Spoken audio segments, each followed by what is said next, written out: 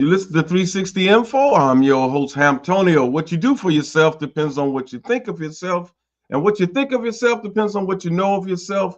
And what you know of yourself depends on what you've been told of yourself. Yes, yes, Cleveland, welcome, welcome. And everybody else who may be listening outside of Cleveland, outside of the country, welcome, welcome, welcome.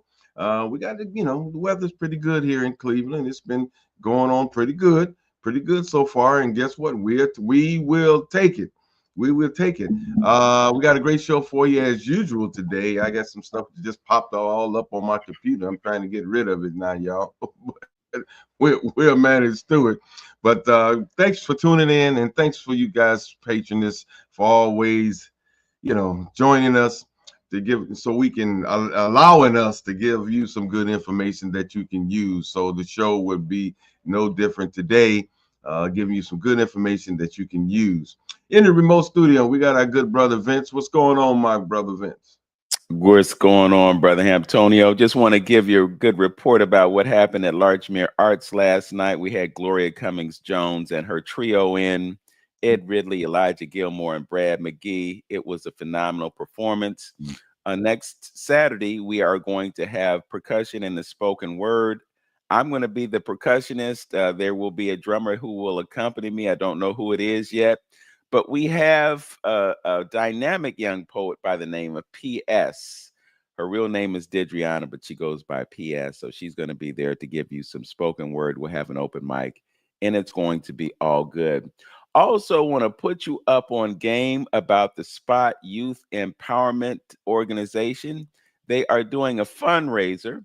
It's going to be on August 8th, 2025. The keynote speaker is going to be Jerry J. Prim II, and Dolores Gray is from the State Board of Education will also be speaking. Yours truly will actually be playing piano for that event, so I'm looking forward to it. The tickets are $35, and you can cash app the Spot YEO, the Spot YEO. You can contact Tara LaWanda Aaron at 216-323-6049. That's 216-323-6049.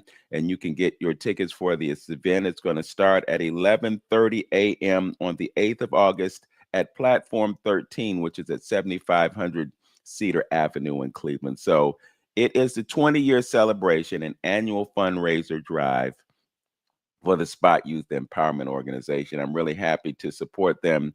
They do a lot of good work with our youth in the community. They do community programs. They have workshops for getting jobs and all kinds of things. They are available to assist organizations and events and activities that they do. And it's just a very worthwhile organization. So I strongly encourage you to support the Spot Youth Organization. With that said, we want to shift gears and bring our guest into the room. His name is Sky Sims, and he is a cryptocurrency consultant. He is someone who is extremely involved in Bitcoin. As a matter of fact, he mines Bitcoins, and as I understand it, he has acquired quite a bit of it, so he knows exactly what he's doing. And the reason that I wanted to have him on the show is because I want you to know what he knows. We talk about cryptocurrency on the show all the time, and I know a lot of it goes in one ear and out the other. But as we have this conversation, America's financial system is being completely overhauled, and it's being moved to the blockchain. They're tokenizing assets right now. They're moving the stock market over to the blockchain. So for all those folks who say that it's just a scam, it ain't a scam. It's for real. Right now, we got about $4 trillion in cryptocurrency markets right now. And the expectation is that in a relatively short period of time, we're going to have $100 trillion in crypto assets. 60% of that or more is actually Bitcoin. So again, really excited to have Sky on. Sky is acquainted with someone who is in Wayne Chandler's group. And if you don't know, Wayne Chandler is an expert on Qigong, and he's actually the person who brought cryptocurrency to my attention 5 years ago. And I have to tell you, I'm so glad that he did. And I'm so glad that those roads led me to Sky Sims. So Sky could be here to put you up on game. Welcome to 360 Info Network, Sky. It's great to be with you, Vince. Yeah, it took a little while for us to put this together. Bill Phelps is who connected us originally, and he had been talking about wanting to get me into the group and to get me out there for people to get some information from. So yeah, it's good to be here, and I think you're on point with it when you talk about where Bitcoin has come from and where it's going. This is the boat that lifts all tides, and I think people who are not getting involved in it in some way, either by acquiring it or embedding themselves in the Bitcoin ecoverse and learning about cryptocurrency, are doing themselves a disservice because this is money 2.0. It's more than that, right? It's just in the short amount of time that we've seen it enter, and I think that's really the biggest thing that holds it back is time, right? The fact that it's been in existence for so little time, it's taking people a while to come up to speed on it and to know what it is and why it's needed and why it's so important. Because it's an entirely new paradigm. It's tough for people to get their heads around what it is. They're always trying to look at things from the prism of their own experience, right? So when you look at something and it's completely different from anything else that's ever been, but it also shares a lot of the same features and characteristics of those things that already exist. It can be tough and it can be a little bit scary. And then when you look at it and you're like, well, if you think Bitcoin's a bank, right? It's like, oh, well, we already have banks, so what do we need a bank? Well, it can serve the function of a bank. It's more secure than Fort Knox. So there is that, and that's a very powerful use case for it. The fact that anybody who has Bitcoin and has their own private keys and has their own private wallet can actually have the power of a bank completely at their disposal. They can do all of their transactions themselves. They don't need supervision. They don't need somebody to help them.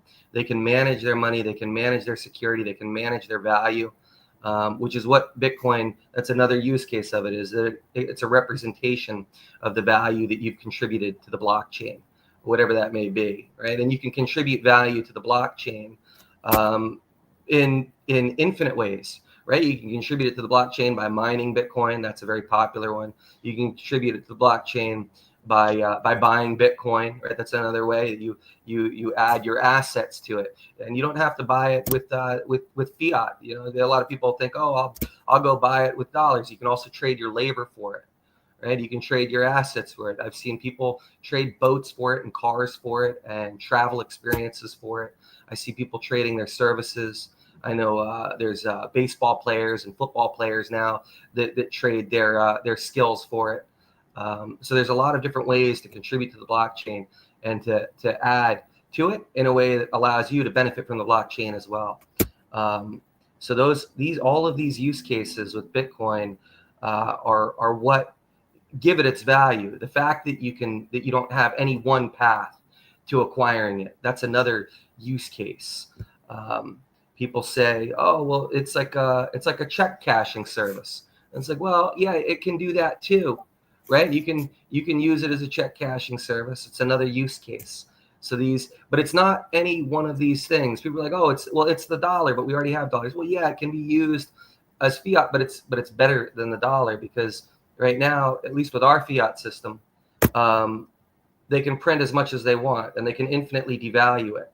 And we've seen over the last 100 years, the dollar has literally been in complete collapse. They talk about, oh, the dollar, it's collapsing, or, oh, it's stable, right? So stable for the dollar is that it only collapses about 3% a year. That's the stable that we're in. And it disincentivizes people from saving. So that's another use case for it, is that it encourages saving. And saving is what generates wealth, right? When you're able to actually save the value of your labor for future use, that's how you become wealthy, right? Is by living beneath your means.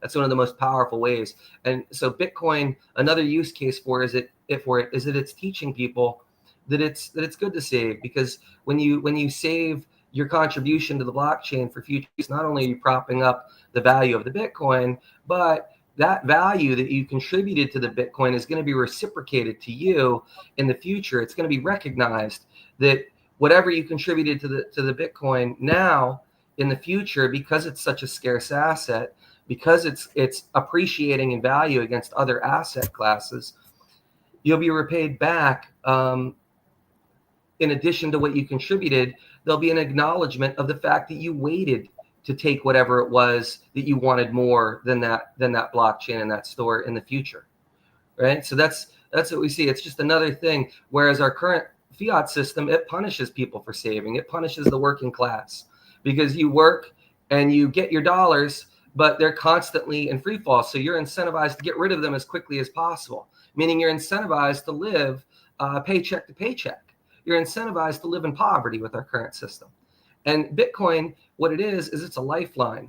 And everybody who's looking at it, and everybody who's actually seeing this, and everybody who cares, for me, that's why I got into this. It was just philosophically. It was at the beginning of the 2007, 2008 financial collapse, the housing market collapse. And I saw friends losing homes. I saw people in the streets, and they were coming to me for help. And I was in a position of relative strength, and I did certainly what I could. And that's when I first became aware of Bitcoin, was around that time. But I think a lot of people cried out because, you know, they realized when the banks were bulldozing the homes and the federal government was bulldozing people's homes and leaving them homeless in the streets in order to prop up housing prices by trying to create scarcity in the housing markets to bring the pricing back up, that there was something wrong with the system. And I think that's why something happened in the human psyche, and this problem had been worked on for a long time, how to create a fully decentralized ledger system that was trustless, that doesn't require the permission of anybody. It's completely permissionless, where you can store your value safely in a way where it's not going to be devalued by a printing press that's run by whatever group is currently in charge. And then as they devalue it and give it out to their friends, you get punished for holding on to it. This is where I think to a certain extent Bitcoin is heaven sent, right? Divinely inspired. We don't know who it was that pushed it out. There's a lot of different theories out there. You know, Satoshi Nakamoto, it's the pen name that it went out under, and likely there were a lot of different groups that contributed to it over time. I know before this meeting you talked to me about the ISO 20022 protocol. And that like that's all that is it's just a payment settlement. That's a set of payment settlement protocols that banks can operate under safely and securely. So, and Bitcoin is kind of similar in that way. These problems of how to transact safely, securely, permissionlessly, in a way that can be verified and that isn't falsifiable, meaning that you can't counterfeit it. Right? Counterfeiting is a huge problem with the U.S. dollar, and with all currencies, counterfeiting is always a problem. But with Bitcoin, they managed to do that. They managed to create a system of checks and balances that protects everybody and provides security that we just haven't seen before in this space. And it's more than just that store of value. It's data. You're able to store data. So what we have is also a library system. These use cases, they just keep going and expanding on themselves. And this is where people, they say, oh, what's its value? Everybody always asks me, what's the value of Bitcoin? Why does it have value? Well, there's the faith aspect of it, right? Everybody puts their faith in the currency that they have in their pocket. Sure. But what truly underlies the value of anything is the willingness of people to accept it, but also the things that it can be used to do. So those use cases, and that's why I keep talking about these use cases. I keep circling back to them because those are the things that actually give the value. And when you look at it and you look at the paradigms that people are trying to ascribe it to, yes, each of those things that it does fill the role of, certainly it could be described as that, but it's more than that. Warren Buffett called it a check cashing service, right? He's like, well, we don't need that. We already got one. And at one point he said it's rat poison. And when he said it was rat poison, I said, it is rat poison. But what he didn't realize is that he was the rat, right? The existing monetary system. This thing is so powerful. They say first they ignore you, then they fight you, then they adopt you, right? Then you win. I think that's Martin Luther King, I think, used to love to say that. And it's so true, right? At first they ignored and then they vilified. once it started to be adopted, once it hit 30 cents, it started to be vilified, right? That narrative of, oh, only drug dealers use it. I was just in Ireland and I was at a bar and I was so blown away. It's like, what? Why would anybody want to use this? And he says, oh, only drug dealers. When I was doing it, only drug dealers were using it. I said, well, I don't know, those people. The people I know are buying cars with it, and they're getting their paychecks in it, and they're getting paid for writing articles for online services, and they're saving to buy their future home. Like, these are the people that I know. I don't know the people that are trying to use it for nefarious purposes. Yes. And I never have. The people that I know are all trying to make the world a better place by having a sound money system where they don't have to worry that what they're putting their livelihood and their trust in is going to be constantly inflated away by the printing presses. You want to say something? When you talk about adoption, excuse the interruption, Yeah. but when you talk about adoption, maybe 4 or 5 years ago, the Larry Finks of the world had their backs turned to Bitcoin and cryptocurrency. Mm. And then all of a sudden, the Charlie Mungers, the Warren Buffetts, all of a sudden, the paradigm shift took place. Right. And now you've got someone who manages $11 trillion in assets, making an investment in Bitcoin by creating or getting approved for ETFs to purchase Bitcoin and sell shares in it. So obviously there's been a significant paradigm shift. And we're a little deep in the weeds, but I want to give folks who are watching and listening a basic understanding. We have two different systems. We have a centralized system and a decentralized system. And I think what you spoke to is the advantages of a decentralized system when it comes to giving people an opportunity to be their own bank. We have this mistaken notion that our money in a bank is safe because this is what they've told us all this time. But at the same time, if you look at the Federal Deposit Insurance Corporation, it is vastly underinsured. And if everybody went to the bank at one time and said, give me my money, there would not be enough money in the banks to cover those obligations. Instant collapse. So I think the government has done a really good job of selling us on the safety of the banks because they relied it to prop up the economy and so forth and so on.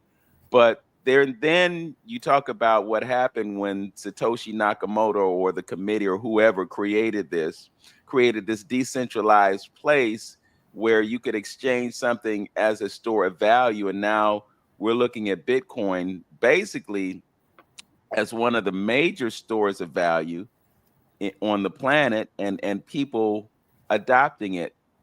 But I'm bringing this up, and again, it's kind of deep in the weeds, because when you have companies like BlackRock and Fidelity and others buying massive amounts of it, I think it's their effort to control this decentralized piece.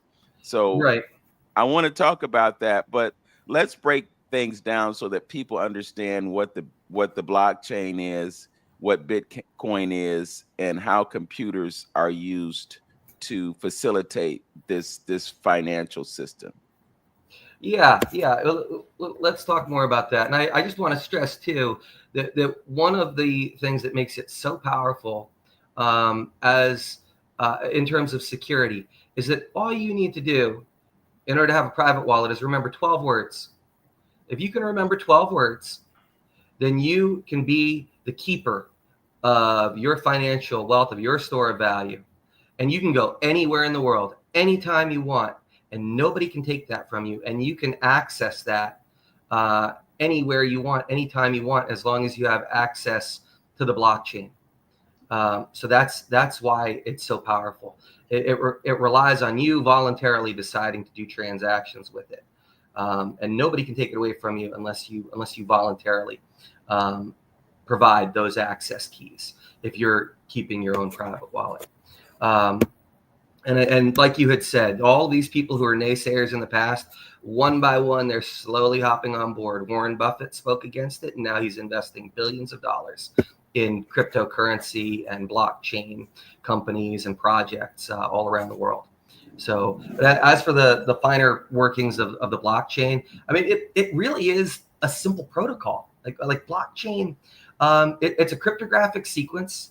So programmers, obviously, it's a programmer's paradise, because if you're a programmer, there's endless opportunity in this space to be able to do things. We're seeing that with memes, NFTs, right? Now Bitcoin, as part of its protocol, they added Taproot, so you can actually embed memes and all sorts of other projects in the blockchain. So that blockchain it's blockchain in its simple. How do you state this in the simplest way for people? It's literally a chain of data, where you have these individual blocks of data that are each tied together at the end of their sequences by a specific cryptographic sequence, that ties each individual block together in a way where it becomes unfalsifiable. And each block that's added to that chain adds to the complexity of the blockchain.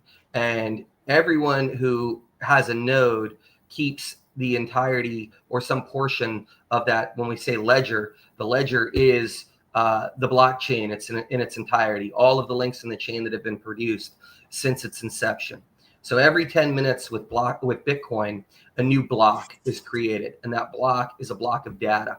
And that block of data consists of all of the transactions that are attempting to move Bitcoin from one point on the chain to another point in the blockchain, or attempting to show transactions that have occurred. And tied to those Bitcoin transactions, you can piggyback actual data packets of information. So Bitcoin, and this is another use case that is extremely valuable. Recently, I read that the Supreme Court had cited a case in one of their decisions, and the link that they provided to that case that they cited, somebody went to go look for it, and it said website no longer available, or link no longer functioning, which is scary, because now we're talking about the law of the land that everybody relies on in order to know what's considered to be right and just by the people who we would hope would be the wisest in the land, making and deciding these issues. And all of a sudden their foundational basis for why they made their decision is website not available. With Bitcoin, you don't have that worry. This is another extremely powerful use case with it. You can store all of the information of our entire human history right on the blockchain. You can put every piece of data. So when the Supreme Court, and this is one of the things that's being worked on now, is how to get all of the data that matters to us on the blockchain efficiently and safely, and catalog properly, so that you can actually access it no matter what happens, because Bitcoin's going to be here for the next 1,000 years. It's intrinsically linked to us. So having that stability of knowing that nothing can take it down, that it's the most stable, the most secure platform that's ever been invented in terms of data storage, that because it's so completely decentralized, and because of the way that the nodes work, everybody who holds a node is holding all of the encrypted blockchain sequences that have ever been placed on it. So that data and that link that the Supreme Court puts up, once it's on the blockchain, you'll never be able to get rid of it, as long as Bitcoin exists, and as long as there's one node still in existence here with mankind. So that is why Bitcoin is so valuable. It's just one more use case, and they just keep compounding upon each other. So those blocks that are being created, they're happening every 10 minutes. With Bitcoin, and this is an arbitrarily decided number, it's just that every 10 minutes, one of these blocks is completed. And as part of the reward for processing a block, because it's the miners that process the blocks, and they process the block by trying to solve for an encrypted sequence. That encrypted sequence in SHA-256, which is the cryptographic programming language that it's kept in, that sequence, it solves for it every 10 minutes. And at the end of that 10-minute period, whoever solved for it is rewarded with the blockchain reward in Bitcoin. And currently that Bitcoin reward is approximately 3.25 Bitcoin. So 3.25 new Bitcoin are being created every 10 minutes and given to the miners that solved for the cryptographic sequence that put the next block on the chain in the sequence of data that represents the entirety of the Bitcoin blockchain. And that's where the new Bitcoin is introduced on a 10-minute cycle. And then every 4 years, and it's not actually a precise time sequence that releases, that changes that, because that reward to the miners is reducing. And this is part of the scarcity factor of Bitcoin. Every 4 years, or more accurately, after a certain number of blocks, I believe it's after several, I think it's 400,000 blocks. I'd have to look back at that. I don't remember the precise number of blocks, but it's actually block related. So after an exact number of blocks has been created, then that reward is reduced. So it no longer is 3.25. From that point to the end of time, it will be less than 3.25. And that 3.25 will go to half. And this is what people, if you ever hear someone say, the halving is coming. The halving is coming, right? It's kind of a mantra in the space. So the halving means that now it's, instead of 3.25, it'll be 1 1/8, right? Or whatever that half is. The 1 and 1, it'll be like 1 3/4 or something, or 2 and something, right? Whatever the exact halfway point is of 3.25, it's going to go to that. And then from there, 4 years later, it'll halve again. And 4 years later, it's going to have again. So right now we're at a point in Bitcoin's history where I believe there's 19 million Bitcoin that are currently on the blockchain. And the people who are the earliest believers, they say, it was Michael Saylor who said, you get, maybe it didn't originate with him, I don't know. But somebody said, you get Bitcoin, when you deserve to get it, right? You buy it when you deserve. So everybody gets it when they're ready for it. And the early adopters, they definitely took the slings and the arrows. I'll tell you, governments attacked it.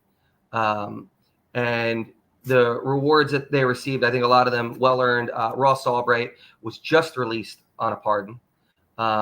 And really the only crime that I see him as committing is he basically made a Craigslist that accepted Bitcoin, and they put him in jail for most of a decade for it. They vilified him, and they said that it was for drugs and all of that. And I mean, maybe people were doing those types of transactions, but to me, I think his only crime was he got a little too much too fast, and the powers that be saw that and stripped him down a bit. But he had the foresight to get it. And sometimes they say, if you're too early in, you get attacked for it, right? And if you're not quite too early in, then you still get attacked, but it's just a little bit easier, and maybe you reap some of the benefits for it. So I'm kind of that person. I'm reaping some of the benefits, and I didn't take too many attacks. But when you talk about benefits, not only did you acquire it early, you also became involved in the mining of it, which means that you're actually able to generate income as a result of the activity, the energy. Early on, one of the criticisms for Bitcoin was that it consumed too much energy.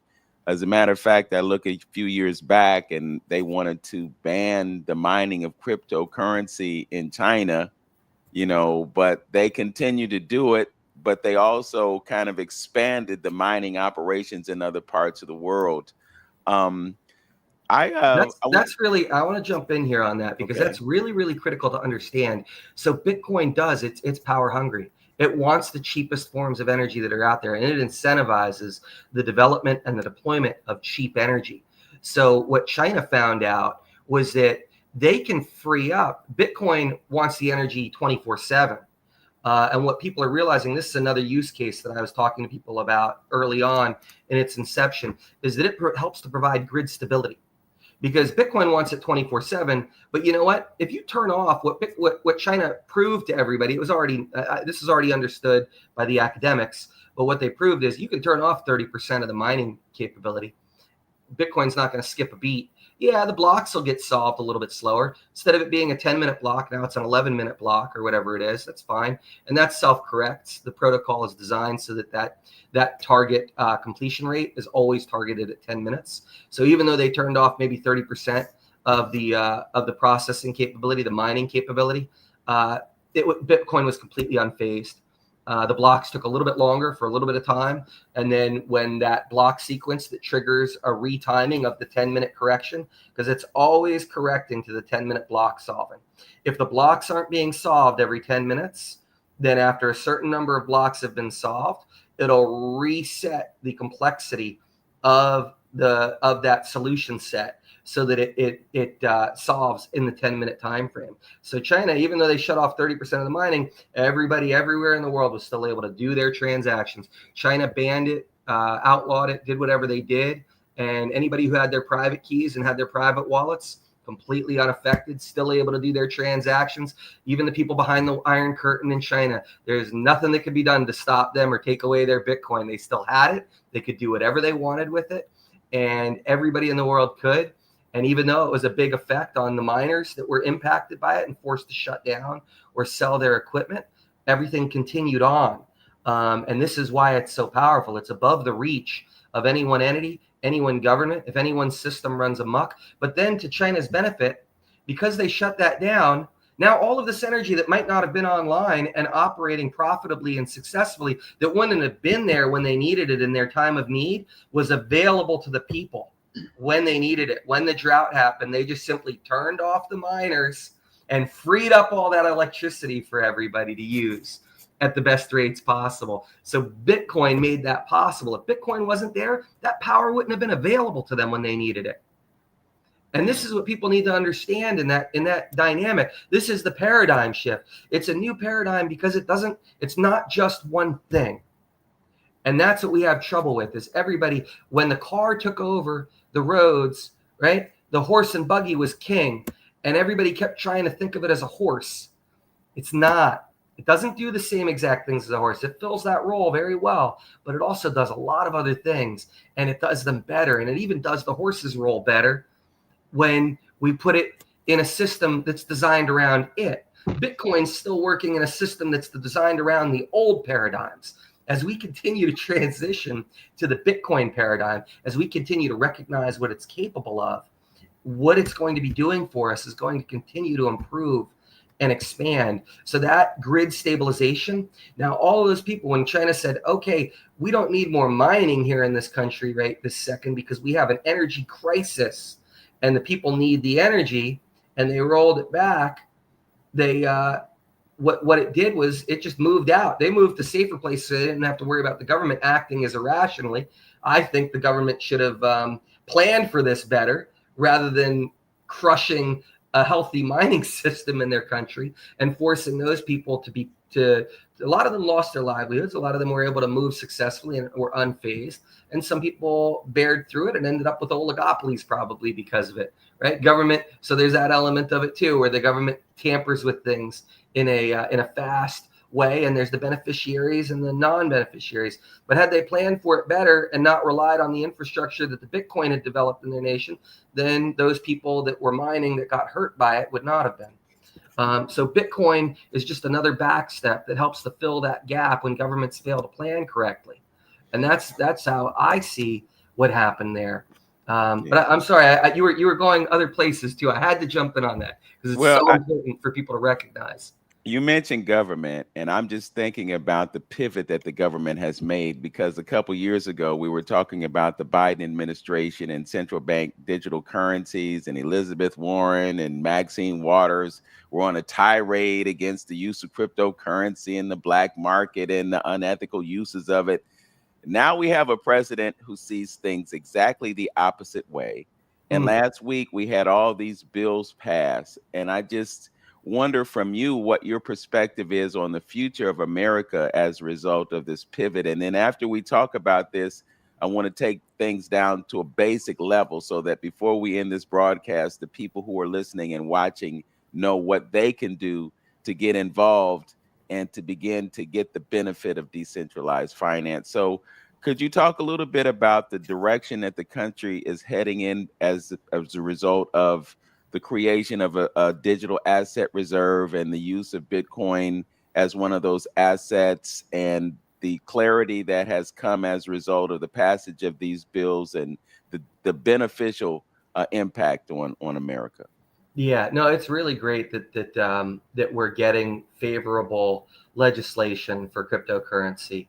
Because people want to be safe and people want to be secure in their transactions. So having that, having legislation in place that gives them a path that they know they can follow and not worry about ending up in a situation like Ross Albright did, who I mentioned earlier, who ended up incarcerated for a number of years.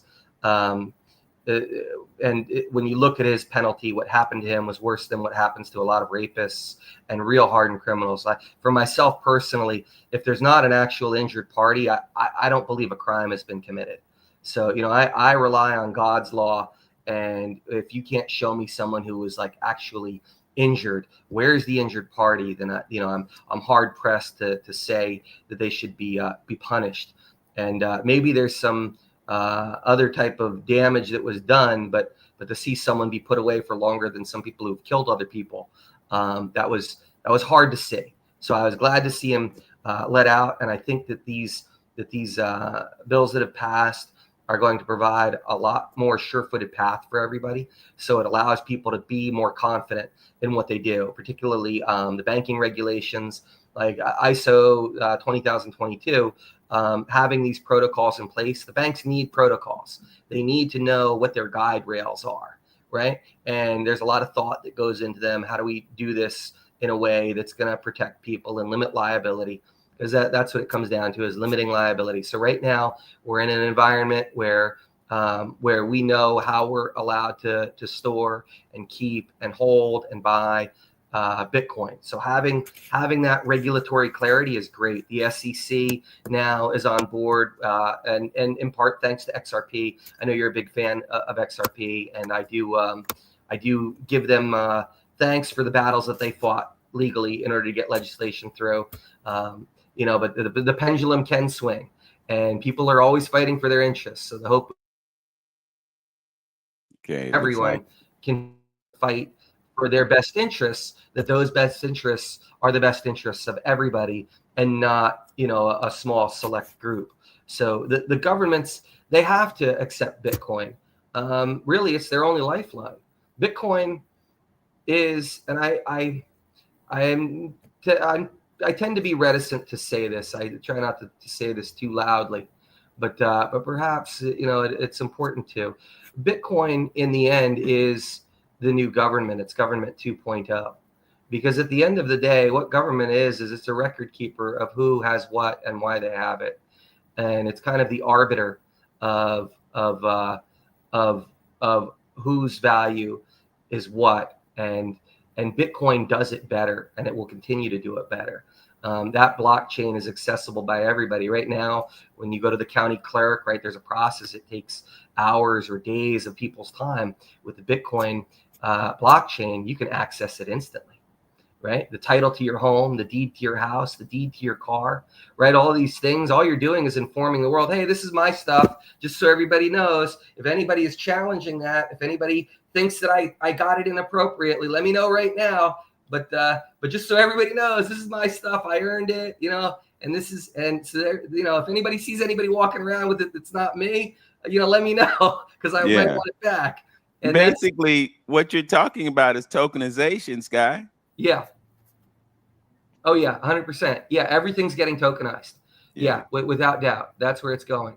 And it's doing that because it makes sense, because it's the right thing to do.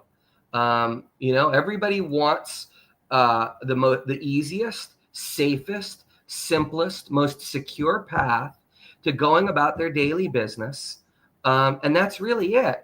So what gets us there? And blockchain is filling those gaps, and that's why it's skyrocketing in value. The only reason why it's not $10 million a coin right now is time.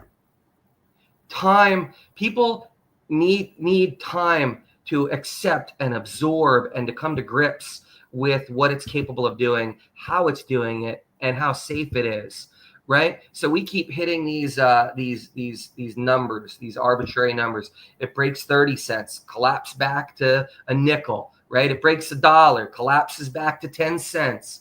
It breaks 1,000, and then collapses back to $80, right? And those things, oh, the sky is falling. Everybody's scared. Oh, it's going to 80. It's going to go to 0. It's going to go to 0. No, the fundamental reason why it's going to keep going up in value is because the things that give it value haven't changed. Nothing has changed. So when I look at that, every time we have these huge retracements, because we're in price discovery, it has to do this. Price discovery requires volatility. It's an upward volatility. It hits a new high, and then it comes back down, retests a higher low, and then goes back up to a new high. And this price discovery, it might take 100 years before we get there. I don't know. Could take hundreds. I don't think it'll take that long. People are fast learners. Most paradigms usually take maybe a generation or two. So now we have children that have been alive for their entire lives. They've lived with Bitcoin. They're going to better understand it than anybody that's out there. People in my generation, your generation, anyone who claims to understand all the use cases, they're lying or they're bloviating. There's just too many. It's so infinite, the use cases. I don't see how anyone could possibly see all of them. Maybe Satoshi Nakamoto. I've got to give give that character some credit. Maybe he did see to the end of time all of the myriad possibilities for it. Yes. But that thing with time is what holds it back, because it's only been here now for less than 2 decades. So for people to put all of their life savings, right, everything they've ever earned into this new product on and hope.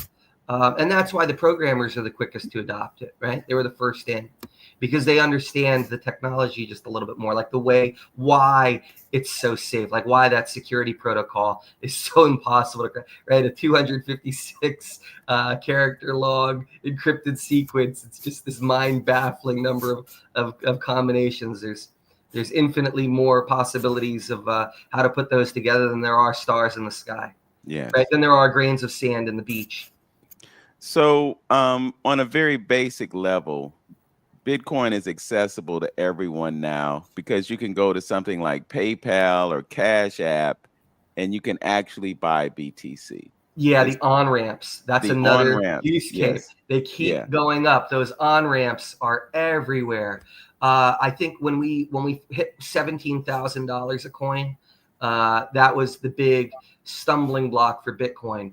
All of the infrastructure, all the on-ramps to being able to get it, that people wanted to use. Like, a lot of people don't use the private wallets, but the infrastructure that was there, it wasn't ready for the volumes that were coming in. It was bursting at the seams. Like Coinbase, it was freezing up, right? Kraken, all the major exchanges, they couldn't handle the load. Their staff wasn't capable of it. Their servers were freezing. Their existing customers were freaking out. So then that caused people to sell because that were on the exchanges, or pull off because they're like, is the exchange like gonna go bust? Like, what's happening here? Are they stealing my Bitcoin? Right? So the limits of those on-ramps were the big stumbling block. Now here we are a few years later, the on-ramps have multiplied again by orders of magnitude. There's so many, and the on-ramps, when you have a private wallet, is everybody with a private wallet, everybody with a node. So that's why it's able to expand so quickly, and we see it taking the world by storm. You don't have to. A lot of people will use Coinbase or they'll use crypto.com, right? They'll use these exchanges like you're talking about because they're easy, but those are third-party custodians. And when you use a third party, now you have third-party counter risk. So you're subject to the risk that comes with using an entity and all of the people within that entity that have access to the vault. So all it takes is one disgruntled person in that entire organization working night and day to try and figure out how to crack it. And then, maybe they do, right? They call them phishing exploits, and you see that happen, unfortunately. So these exchanges, they continue to ratchet down. They've done very well. Coinbase has been a great custodian, and they're getting better also at figuring out how to. That's another value of Bitcoin. Any transaction that ever occurs on it is that'll always be there. It's known for the end of time. Yes. Right. So when a government uses, and I think this is one of the things in terms of accountability, when a government is put on the blockchain standard, the Bitcoin standard, they won't be able to hide any of the transactions that they're doing. You can't do anything in the dark of night. It'll have to be there for the public to be able to review, and it'll be there forever. So if there's a concern about funds being spent inappropriately, well, that data trail, they're not going to be able to delete some emails and get rid of it. It's stuck. So It's just, again, it's one more use case that provides stability. But I think maybe I got a little sidetracked there. You were going somewhere. Okay. Well, I want to bring my brother into the conversation because one of the things that he's extremely passionate about is the continent of Africa, the countries on that continent. And I can also say that currency has been one of the things that has been used to control these populations. But I think Bitcoin and cryptocurrency is one of the things that will be an equalizer and will provide access to those who have been pushed out of or not able to participate in financial systems. So I'm going to ask this question, if you don't mind, Brother Hamtonio, I'm going to ask this question for you. And that is, how can the continent of Africa benefit in its populations? How can it benefit from the use of Bitcoin and cryptocurrency? You're addressing that to who?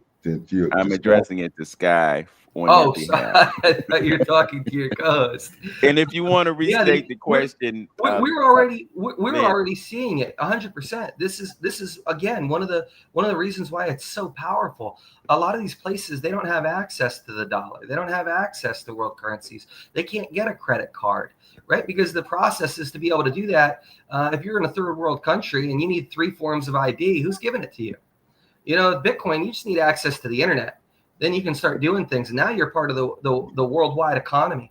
And now everywhere that takes Bitcoin, you can use that everywhere. So you have access to it. Plus, in these places where, say you're in a place that you do have the 3 forms of ID, you do have the banking system, but your currency is constantly getting destroyed through inflation, right? It loses half its value every year, 50%, 20%, 30%. And you find you're working as hard as you possibly can. You just can't get ahead because even when you have $1 in your hand, it turns into 50 cents. So those people, all they have to do, they shuffle it into Bitcoin. Yeah, Bitcoin has its volatile periods. We'll do a retracement at some point, right? So whatever high we hit, we're gonna hit a low, and that's a risk. But if you can weather that, if you can wait through the historically, Bitcoin will have a period of maybe a year and a half where it'll be below its all-time high, right? It'll go to some low in order to retest. So if you can weather that, for me, that's just a reason to acquire more. Try to, that's the best time to buy more is when it's going down. It's actually one of my rules. I tell people, if you're looking to get Bitcoin and you have none, then whatever you're thinking about putting into it, take 5% of that and put it in right now. Don't think about it anymore. Whatever you're thinking about getting into it, if you're on the fence, just take 5% of whatever that allocation is. Don't think about it again. Get in. Just get some and see where you're at in 5 years. And if you start to feel comfortable with it, that allocation you were thinking about, continue to push it in over time. For myself, I always buy dips. I like to buy the dips. I don't buy moves up. During moves up, I tend to be a little bit more frivolous with the things that I want to get with my Bitcoin, right? If there's something I was thinking about getting that I wanted, then maybe I'll go buy that with my Bitcoin. I'll enjoy the push up. And when it moves back down, then I'll reacquire it. My goal is at this point in my life to have more Bitcoin. So in order to do that, it's the easiest thing in the world. All you do is buy when it's going down and sell when it's going up, right? Buy low, sell high. Bitcoin makes that easy for people. It makes it super easy. It can be scary because for whatever reason, we're it's the human condition. People want to play with winners, right? So when things are moving up, the idea is, oh, well, it's going up, so it'll have to always go up. So they tend to be less cautious. And that's why we see during the bull runs, when it hits these new all-time, it'll go up 10, 20, 30% in a week, right? And it'll be like, oh, I got to get in. I'm going to miss the boat. No, you're not going to miss the boat. The boat's going so much higher. People have no idea how high this boat's going. The trick is to just move in carefully and consistently. Never risk more than you have to lose. That's how you hurt yourself. If you're putting something into Bitcoin that you know you need tomorrow, then why convert it out of the currency that you need, right? If you know you're going to need to go get something tomorrow, you don't have to take that risk. Just play it safe. But if you know that you're looking for the store value for the long term, the story's been told. Let me address a few little things on the internet before we get off the live here. Just a couple of things to clear up and maybe bring some understanding to me as well. When it first came out, I did a little studying about it, but I kind of lost my way when so many coins and different, facets of it came up in different names. So I kind of lost track of it a little bit. One thing for our listeners, uh, I think Bitcoin and the like gets its fuel, through to some of the insecurities of the dollar, and I think that's where it's getting its fuel and mark from. Um, and I think it's all about buy-in, the philosophy of money itself. Back in Africa at the time, cowrie shells and things like that was considered money. It all depends on what people put its value in. Now, when we're talking about value, it could be anything. It could be in this ink pen. If they say this is worth something, then guess what? If people buy into it, that's what it is. It's worth something, and they're willing to buy and trade whatever it is for this ink pen. But again, just some clarity. There's a couple quick questions about buying Bitcoin and mining. Is there a difference, or if it is a difference, what is mining? Actually, mining the Bitcoin is one of the things, and then I remember reading about the blockchain and development of the blockchain. Maybe you can quickly explain too some of the uses of Bitcoin, not Bitcoin, some of the uses of blockchains that these corporations are using and what purposes they using the blockchain for. The multi-purposes of Bitcoin, blockchain, as far as its security is concerned. And then when you speak about Ether, if I'm not mistaken, back then you can invest in companies that deal with ethers, which is the fuel, I think, for the blockchain or what have you. So those are the few questions that I would want to throw out there to clear up. So the difference between mining and buying Bitcoin is that when you mine, you're supporting the processing of the transactions of finding those blocks. You're participating in that block discovery that allows people to transact Bitcoin anywhere in the known realm. But you're also mining is a form of buying Bitcoin, because you're buying Bitcoin you're buying the hardware, so you're supporting that industry. It's another use case, right? The manufacturers that are printing the shovels that let you perform the mining process. So you're feeding into that side of the Bitcoin ecosystem, into the technology. And back when Bitcoin first started, I'm stepping off into the weeds again. Bitcoin was using the oldest, like the outdated technology. We were using like 55 nm chips. That was the first chipset. That ended up being used for to mine Bitcoin. These chips that were extremely inefficient, 10 years out of date. And boy, the first person who made those 55 nm ASIC processing chips, they really cleaned house with that, implementing it. Now today, Bitcoin is spurring on innovation. The best technologies in the world are being developed in order to be able to mine Bitcoin. Right now, we're using 3 nm chips. I heard something the other day that they figured out how to develop a 2 nm chip. So we're talking about being at the nano scale for the chip processing, and because of the money and the investment that's going into that, this is helping to help speed on the development and the advancement of our computer technology and our processing capabilities.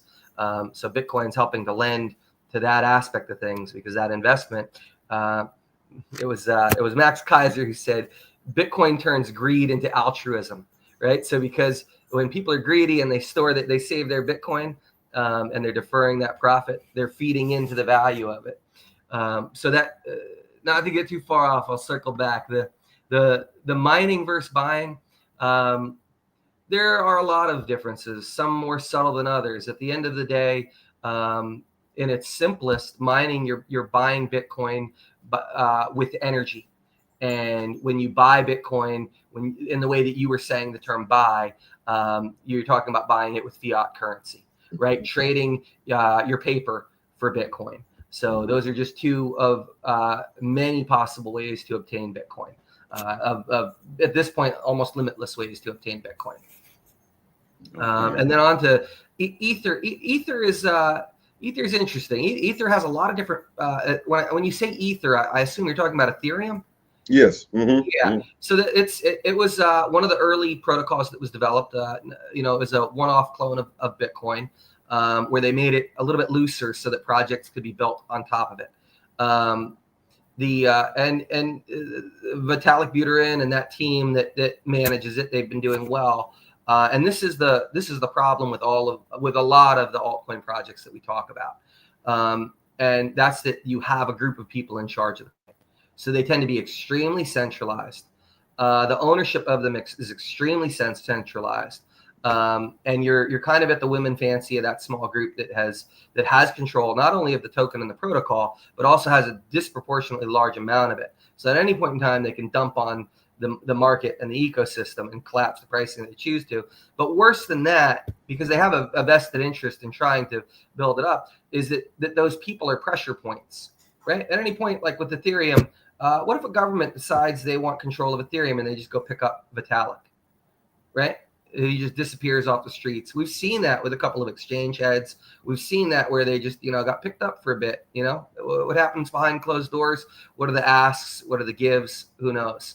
But at the end of the day, those people, because you have this very small group, what are it, 10 people, 5 people, 1 person that have control of the project, of the protocol, you put the screws to them, and now all of a sudden maybe a change occurs that all the people who are participating don't like. So far, I think with Ethereum, he's been a decent steward of the project, but we have seen incredible changes to the protocol unilaterally.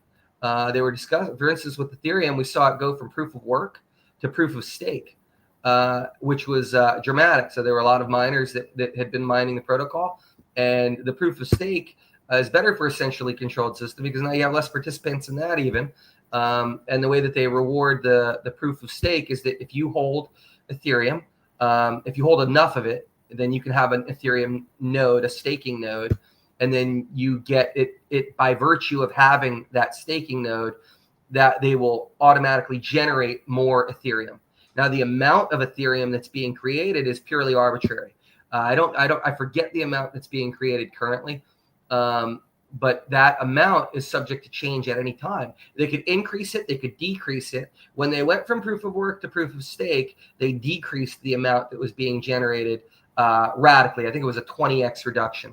So their attempt was to try and increase the scarcity a little bit, which in the case of Ethereum, we're just now getting back to their all-time highs, I think, in pricing now after that change, because it was dramatic, and it created, I think it left a lot of people recognizing the impact of a centrally controlled system. Okay, we've got to break away because we're about to transition from our terrestrial to our internet-based program, so to speak. So for those who have been listening, you've been hearing Sky Sims. He is a cryptocurrency consultant, and he's doing quite well with it. So we're going to keep him on for a few extra minutes. I know I have a 1 o'clock appointment that I can't miss. I got 2 1 o'clock appointments that I can't miss. So we won't be able to stay on as long as we normally do. But for those who have listened, I appreciate your being on with us. And I thank Sky for doing what he has done in the past few moments. I also want to thank our engineer, Tone Harley, for facilitating this broadcast and having our back. We so appreciate him. And we appreciate you for listening and watching. So as always, know yourself, love yourself, be yourself, make today your absolute best day. Peace. Peace. Peace. Thank you.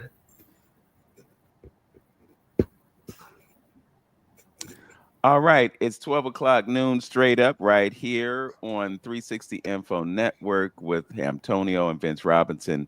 Our guest is Sky Sims. He is a cryptocurrency consultant.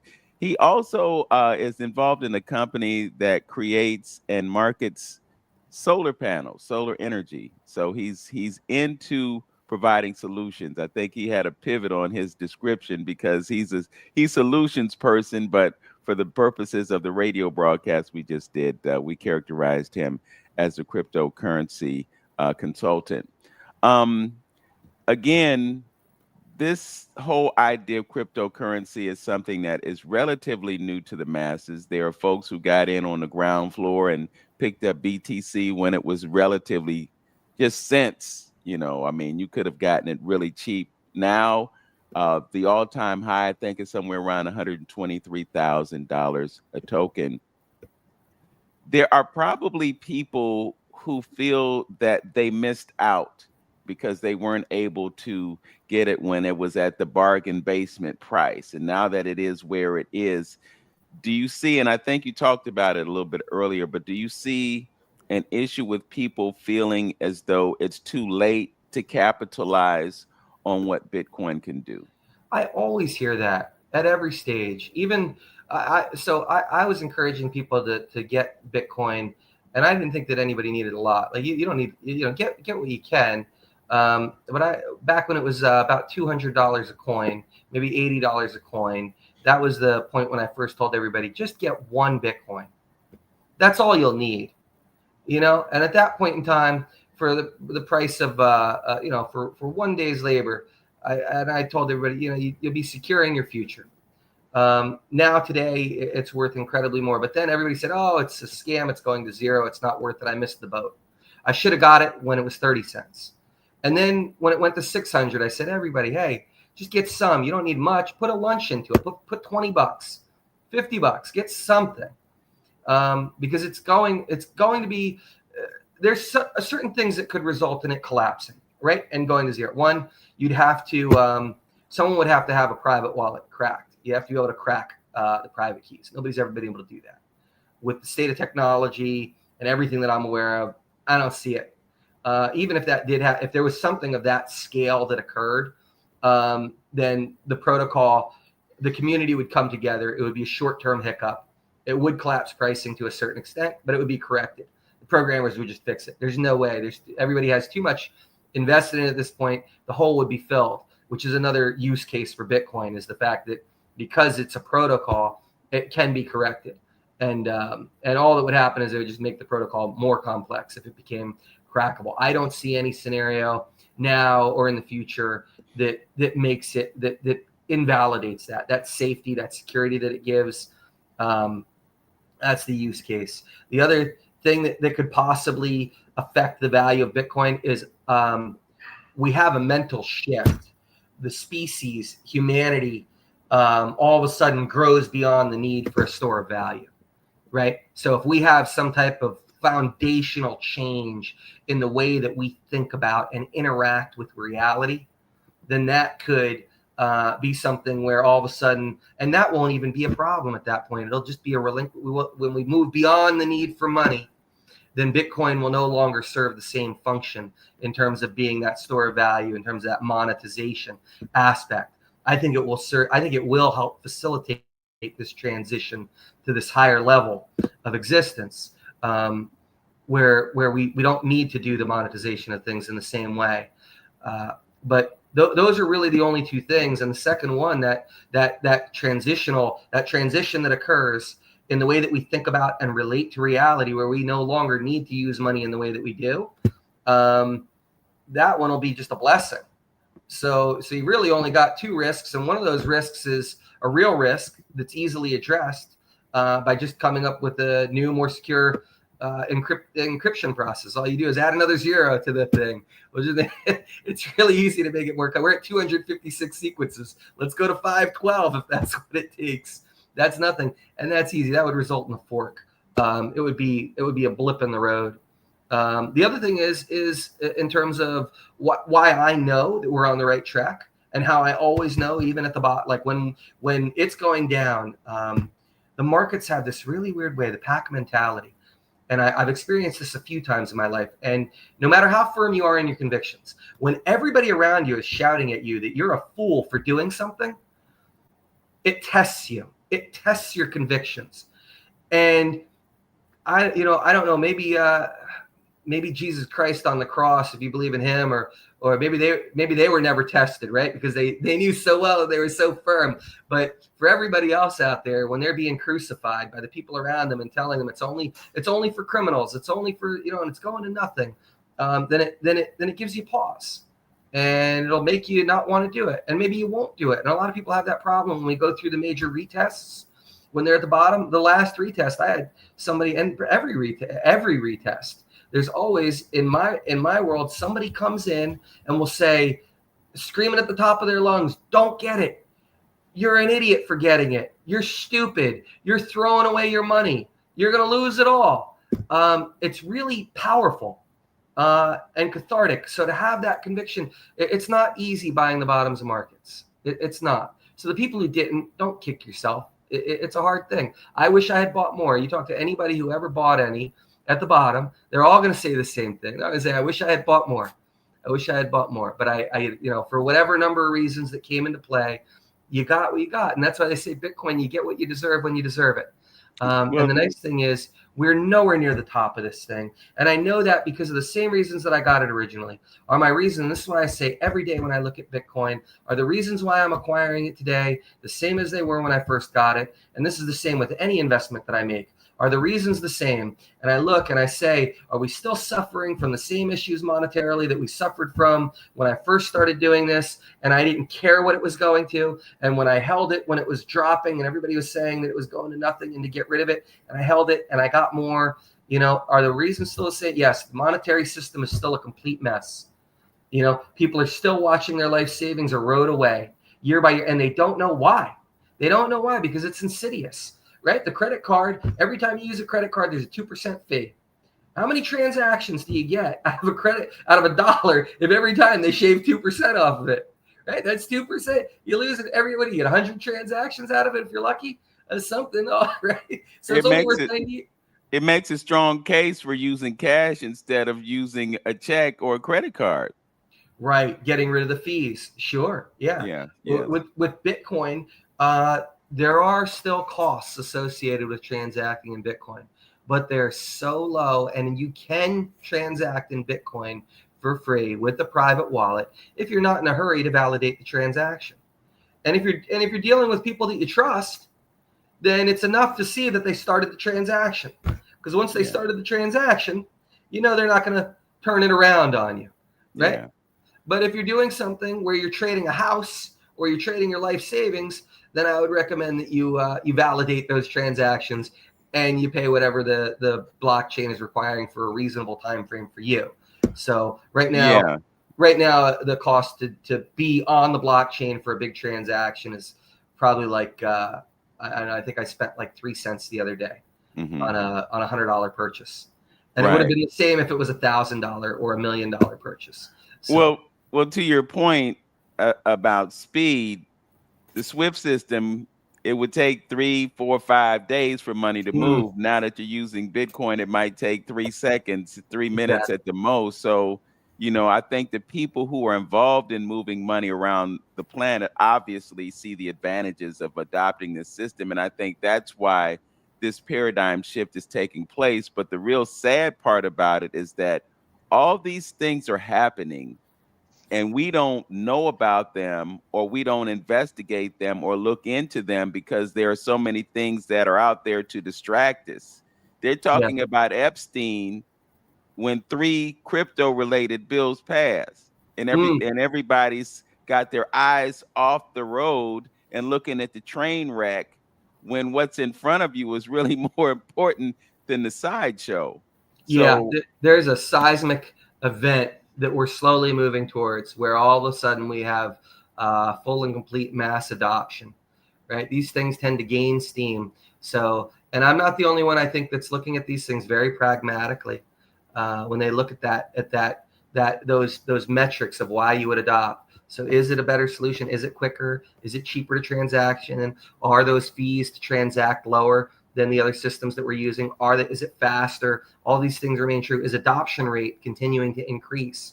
We can look on the blockchain and we can see, there's more private wallets every day than there were before. We can look at Coinbase and we can see, they have more account holders today than they did yesterday, right? These are all things that show in a verifiable, unfalsifiable way that Bitcoin is growing.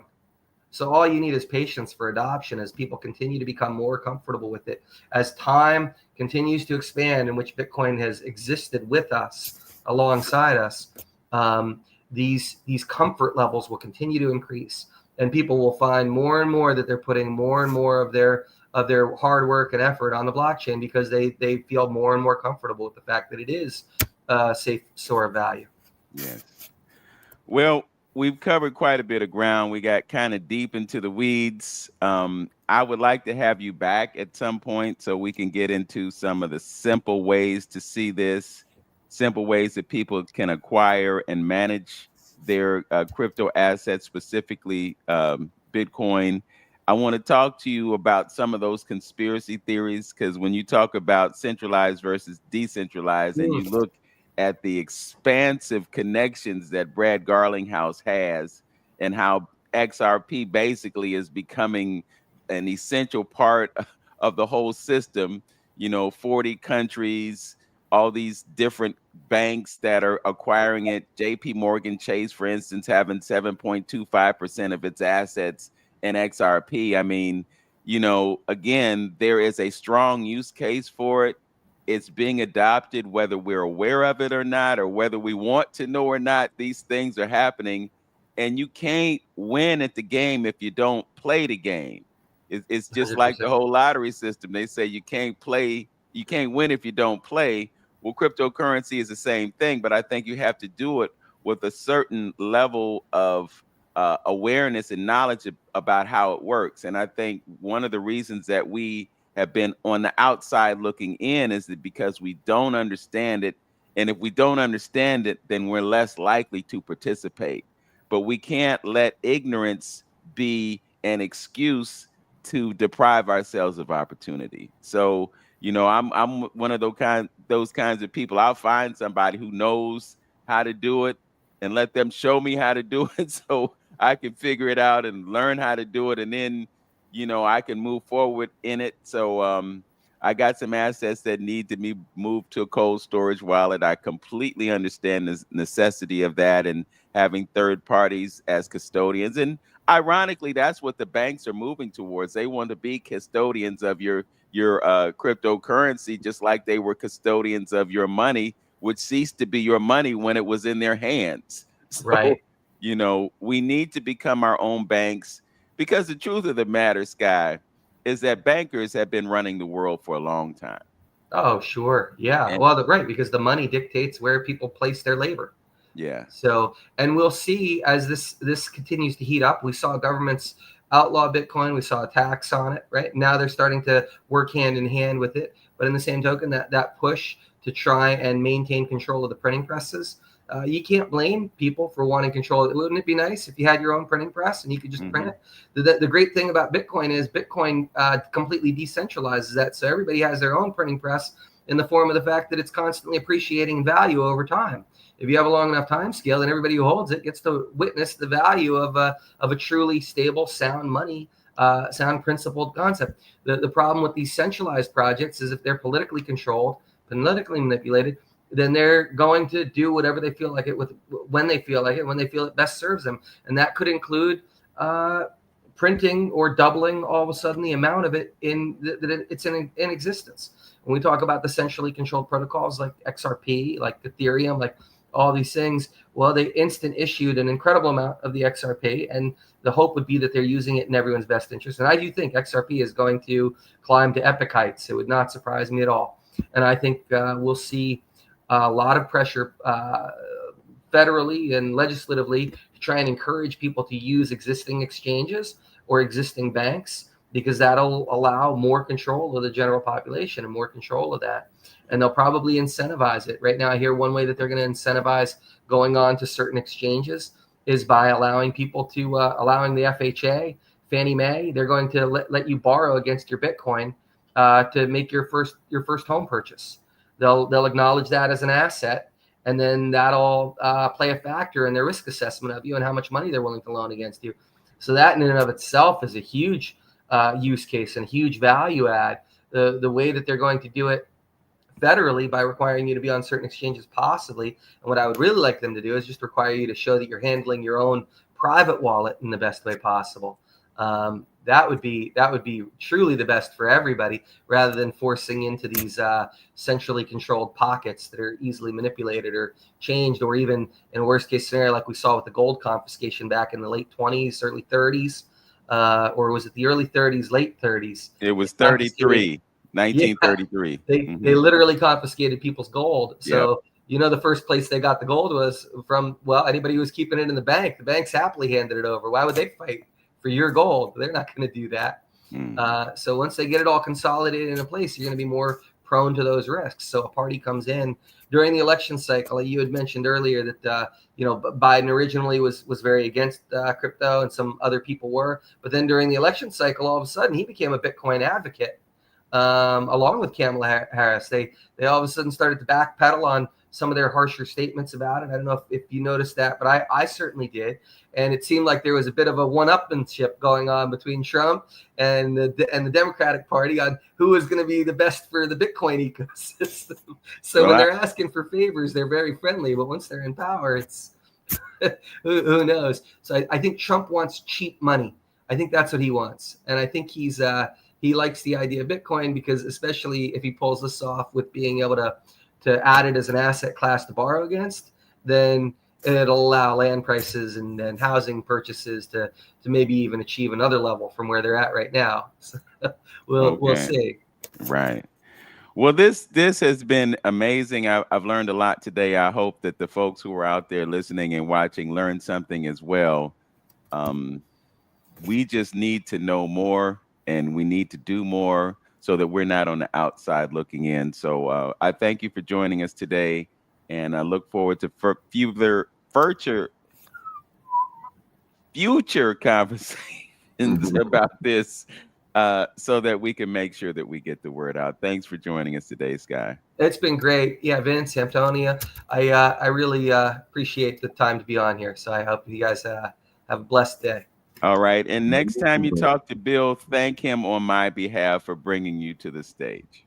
I will. Yeah, I had a great time, everybody. All right. Thank you, Sky. Thank you. All righty.